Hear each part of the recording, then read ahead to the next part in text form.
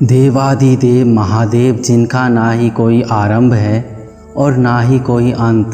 भगवान शिव जी एक ऐसे देवता है जिनका क्रोध और प्रेम दोनों ही चरम हैं। भगवान शिव जी के बारे में चर्चा हो और उनके अस्त्रों के बारे में बात ना हो, ऐसा तो संभव ही नहीं।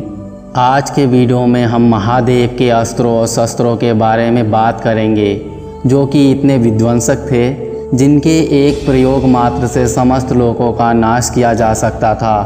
तो आइए दोस्तों, जानते हैं भगवान शिव जी के अस्त्रों और उनके विशेषताओं के बारे में। त्रिशूल।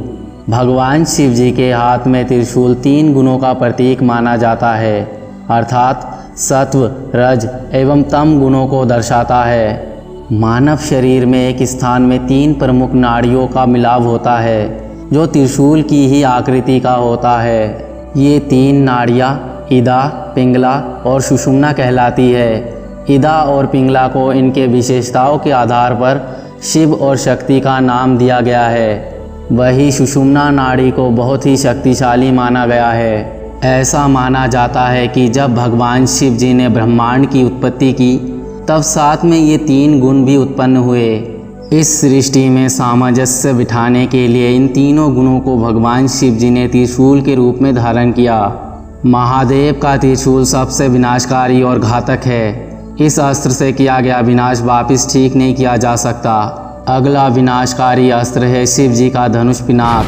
पिनाक का निर्माण स्वयं शिव जी ने दुष्टों के नाश करने के लिए किया था। इसके ध्वनि मात्र से ही पर्वत हिल जाते थे और ज्वालामुखी फटने लगते थे और संपूर्ण धरती में भूकंप जैसी स्थिति उत्पन्न हो जाती थी।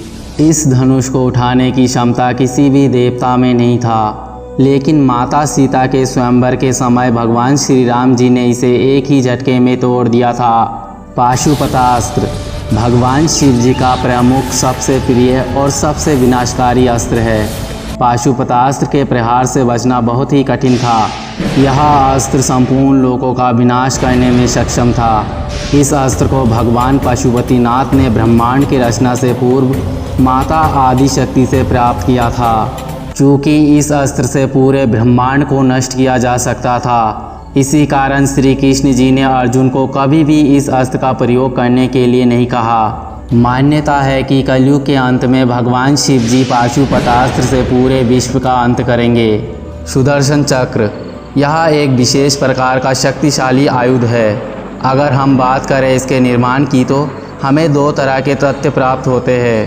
पहले बात करें शिव पुराण की, तो हमें पता चलता है कि यह चक्र भगवान शिव जी ने भगवान विष्णु जी को उनके कठोर तपस्या के फलस्वरूप प्रदान किया था। और अगर हम बात करें विष्णु पुराण की, तो हमें पता चलता है सुदर्शन चक्र भगवान विष्णु जी के कुंडलिनी शक्ति का प्रत्यक्षीकरण है, जो कि उनके पास ब्रह्मांड के उत्पत्ति से पहले ही मौजूद था।